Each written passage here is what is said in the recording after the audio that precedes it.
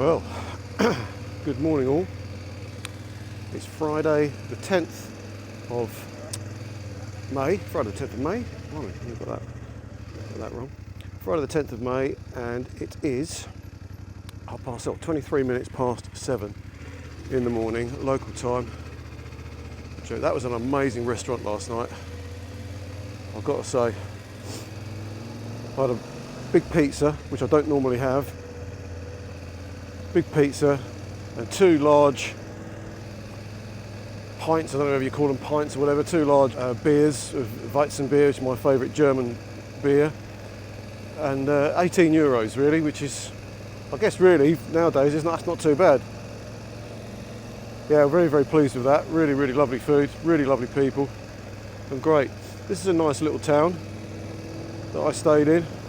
Gorgeous area around here. And we have sunshine for, well, the morning at least of our final trip back to Calais.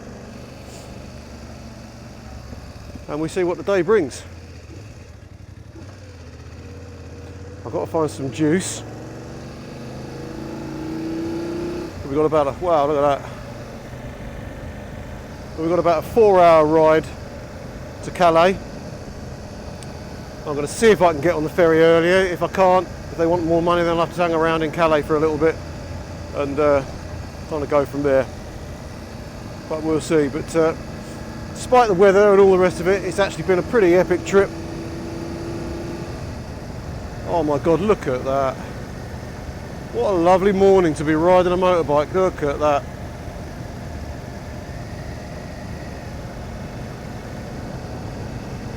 Wow. Thank you, nature, for giving me this last morning. It's a bit nippy. That's 11 degrees. I thought I'll leave my jacket undone a little bit. That was a bit of a mistake, so I've just tried to zip it up and do it on the go, which is not ideal.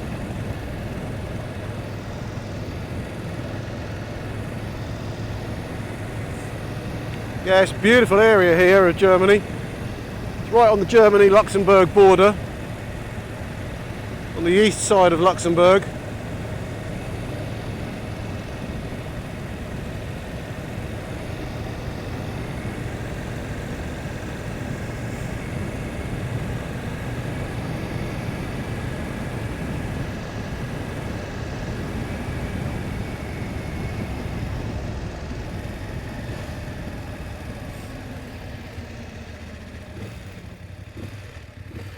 Those guys last night were moaning about the German roads, saying that some of them haven't been repaired or anything since the Second World War, so were built in after the Second World War and then done. But I've got to say, I haven't really found a bad one since I've been here. I said to them, you want to come to the UK? There's a few little bits on the mountain roads and stuff like that, but nothing really drastic. Look at that sunshine. Woo!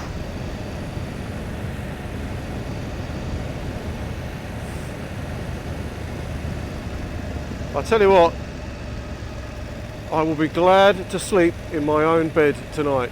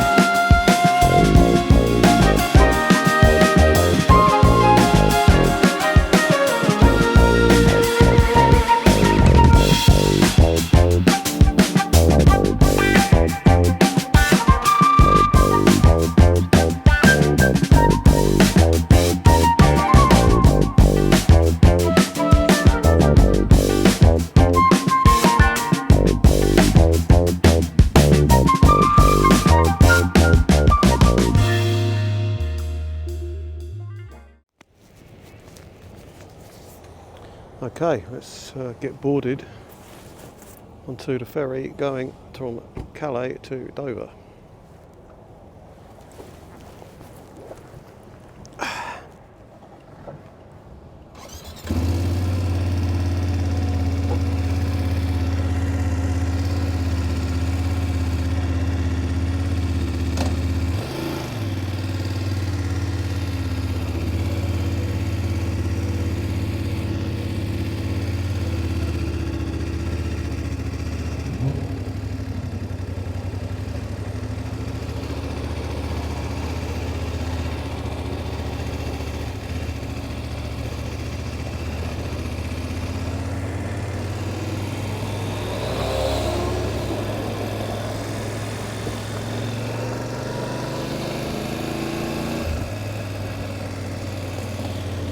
And we have left France. We are on the boat.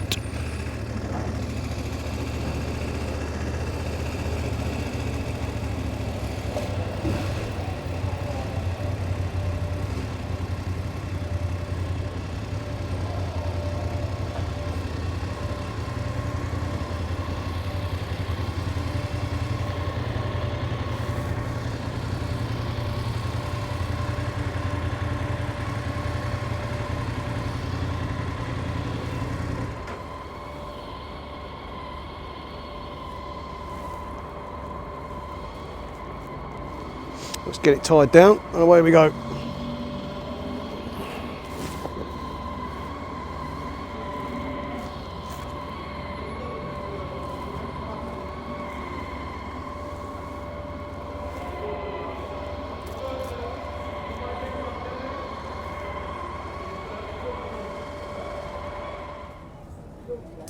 So, saying goodbye to Calais,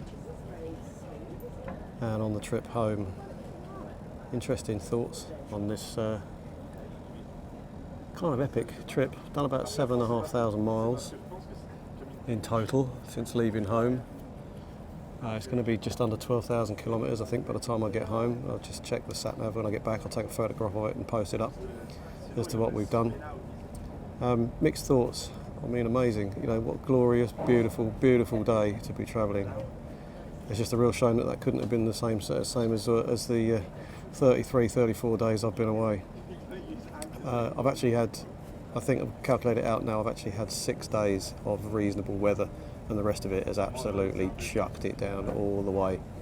So yeah, I do feel a tiny weeny little bit bitter about that, but not really. I mean, it's just, you know, it is what it is, isn't it? But it's typical. The day I'm going home is the day it's absolutely bloody glorious. But so I can look forward to the M25 of nice weather driving home in the traffic, which would be quite funny. But hey, I'll get another shot when we're coming into Dover Port from the front of the boat. So cheers.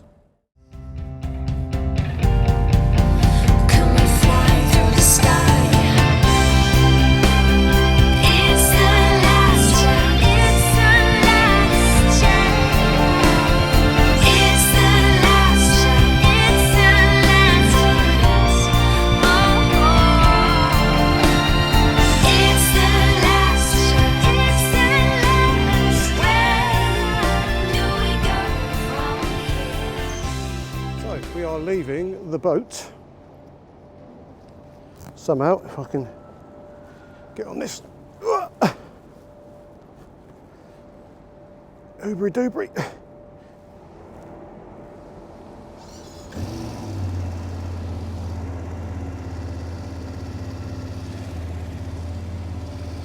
And let's go, go, go, go.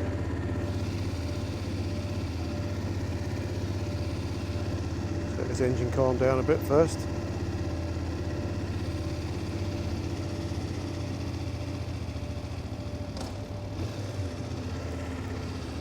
Okay, last final trip home, a couple of hours around the north of the M25, because I think junction 9 and junction 9 to 11 I think is closed for, always closing it later on tonight, and Friday night traffic is always a bloody nightmare down around that way. So I'm going to go across the Dartford Tunnel and have a look and see what see what's occurring. Might have to pay for the tunnel or pay for the bridge, but we'll work that out when we get there.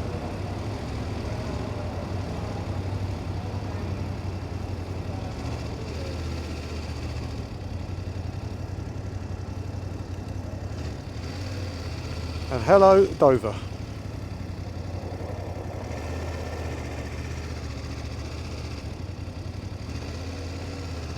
And back on to English soil. Hey! I don't know how I'm feeling about that. I don't know if I'm feeling upbeat about it or not. I kind of wish the trip was not over, but I wish I was going back into guaranteed sunshine. God, I don't have to moan about the bloody weather, don't I? I'm British, so what do you expect? There's the White Cliffs.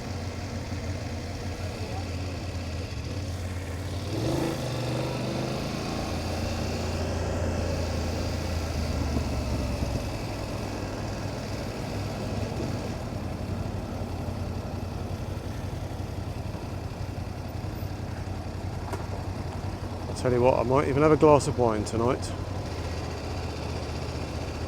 I know what I am going to do because my back has been giving me jit ever since I dropped the bike in Kamalia. I'm going to get a bag of mineral salts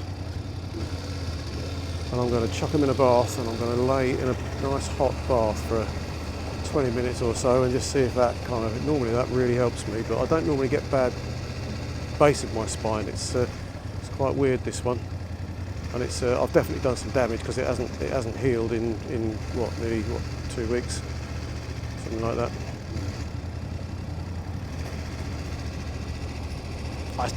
That's not fair. It's got better, but it's still not right.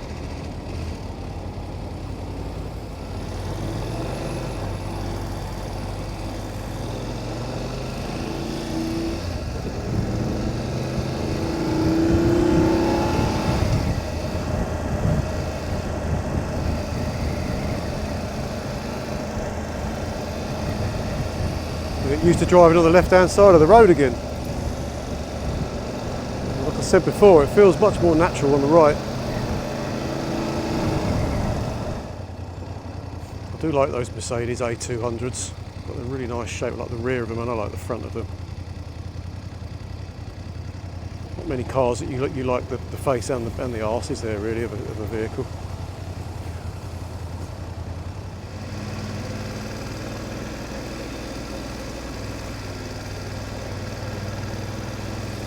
I always thought that those guys had a really tough job, the customs guys there, but don't seem to be very busy at the moment for them. Actually, if we go over the QE2 bridge or the Queen Elizabeth Bridge, I would look forward to that actually, because as you know, I love bridges. But today would be quite glorious, I think, going over that.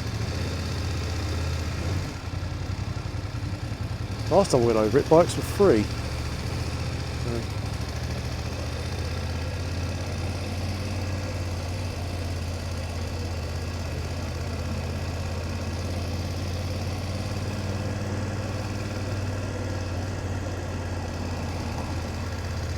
I bet they're not now though. Look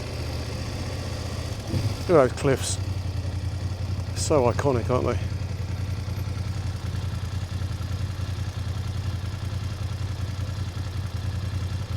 They're pretty stable though. You never see any erosion go on with those, and they get a lot of wind and rain and all sorts.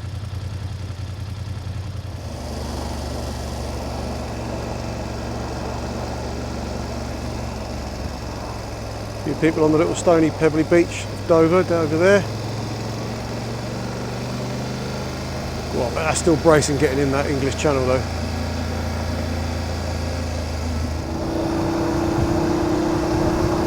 I can tell you now, I just did the last 10 miles or so trying to weave through traffic on the M25. What a nightmare of a road this is, my God.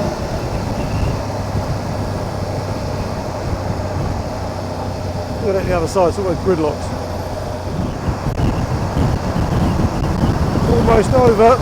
Almost over now.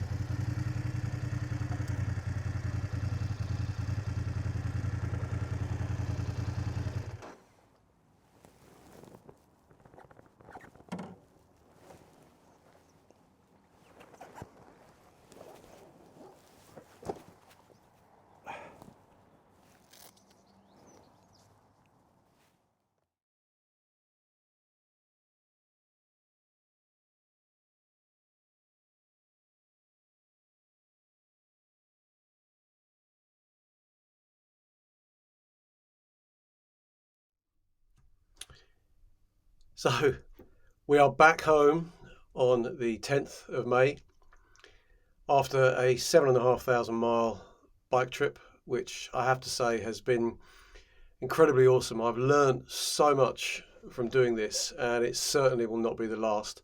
I've really enjoyed doing the YouTube videos, and I can't thank everybody enough that has watched them or subscribed or liked or commented or anything. I just think it's absolutely very humbling, and it's very lovely for me to experience that kind of thing. So I think I probably will continue to do this with various things. I've got another trip that I'm coming up. I'm off to Portugal in a week or two now.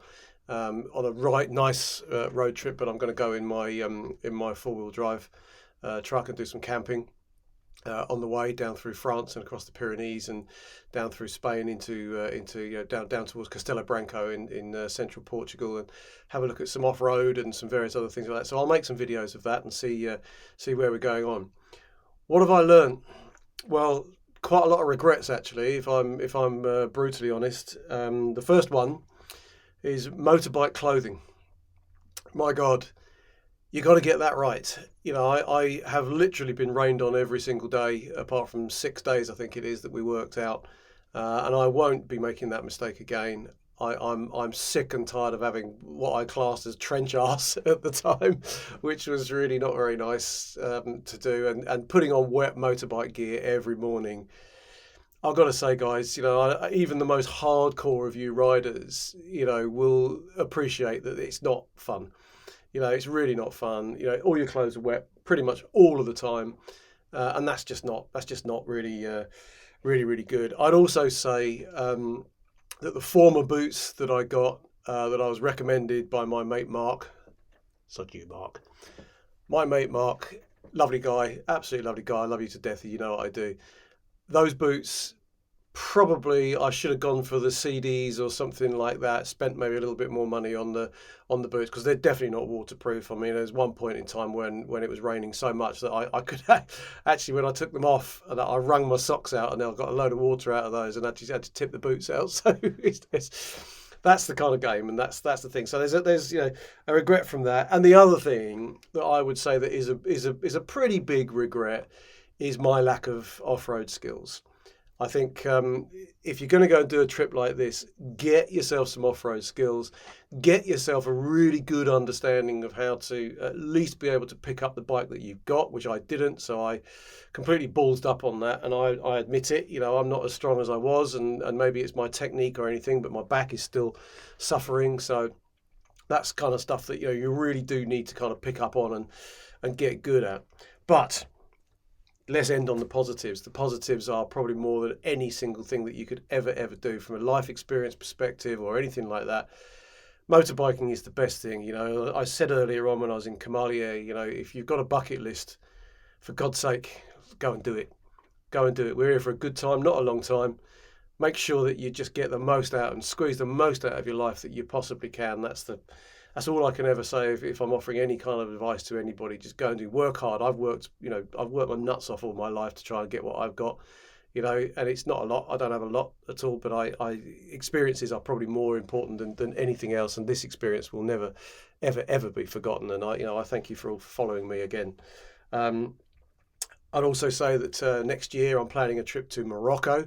So probably we'll do that with some other guys, because I know that there's a lot of off-roading over there, which is tricky, a lot of big boulders and stuff like that. And with a big bike, it's going to be hard. I'm going to take the big bike. I think I'm going to do it and have a go. As long as I'm with some other people, I think that's going to be reasonably okay. It's going to be hard, but hey, who cares? That's the challenge, isn't it?